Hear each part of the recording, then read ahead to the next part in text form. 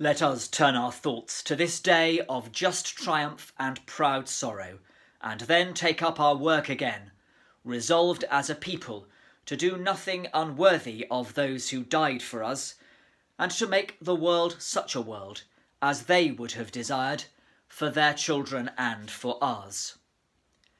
Some of us will have heard those words spoken by King George VI on that day of just triumph and proud sorrow. Some of us will remember VE Day, the 8th of May 1945, that day, that feeling of exhausted relief and national celebration, of spontaneous street parties and jubilant sing-alongs. But if you're around my age or a bit older, we'll remember VE Day only from our parents' and grandparents' stories. And for those who are growing up now, VE Day will only be something they remember by reading about it or watching about it. So it's right that on this 75th anniversary, we mark VE Day, the end of the Second World War in Europe. We rightly give thanks for all those who fought for our freedom, especially for those who died. Those among the 380,000 or so British service personnel who died across 6 years of war.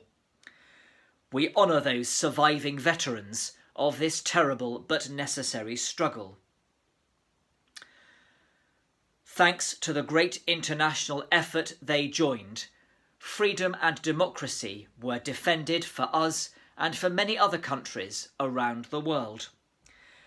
They gave their youth and in many cases their health and their lives to defeat the murderous tyranny of Nazism. Of course, hostilities in the Far East continued until later in the summer, and will very properly remember Victory over Japan Day later this year. As we mark the 75th anniversary of the end of the European War, I found these words from the late King's broadcast incredibly moving and inspiring. King George VI was himself a war veteran. He saw action with the Royal Navy at the Battle of Jutland during the First World War. The late King realised that although it was right to celebrate winning the war, this was just the start. VE Day, as the King reminded his people, marked not just victory in battle, but the start of a new phase, a new time of restoring ruined buildings, rebuilding shattered communities, and shaping a new and better society after the horrors of the struggle. I don't myself much care for using the language of war to describe our country's current struggle, indeed the world's current struggle, with the COVID-19 pandemic, if only because the minor inconveniences I am suffering from the pandemic are of a completely different scale from the horrors of war or the supreme sacrifice of those who fight and die for the freedom of others.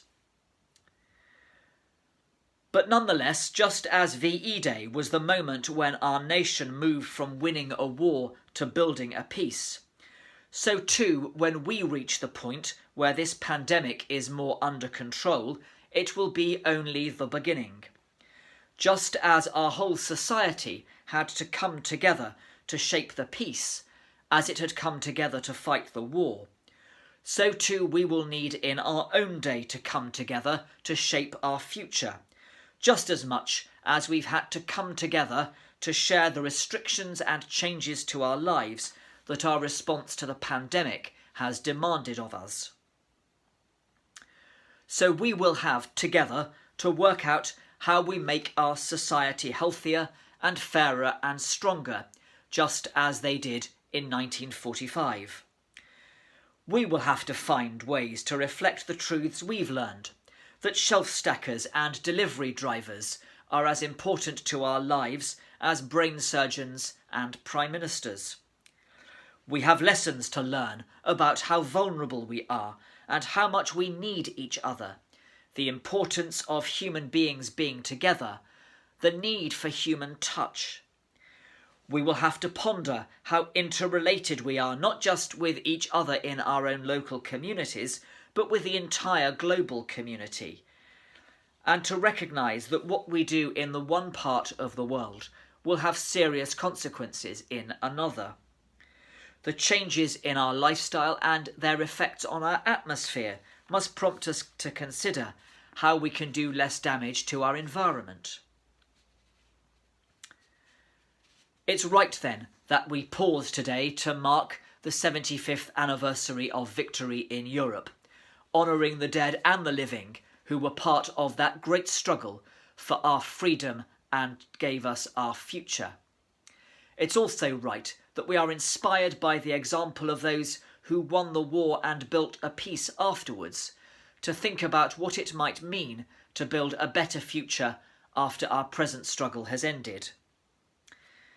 In marking this great national celebration then, and honouring those who, living and dead, made possible our victory in Europe, it might be a time for us all to reflect on how we build together the future after our present very different struggle has abated. If we do that, as these words of King George VI inspired our nation 75 years ago, we might begin to build a world for the generations of the future which truly honours the sacrifice of the generations of the past.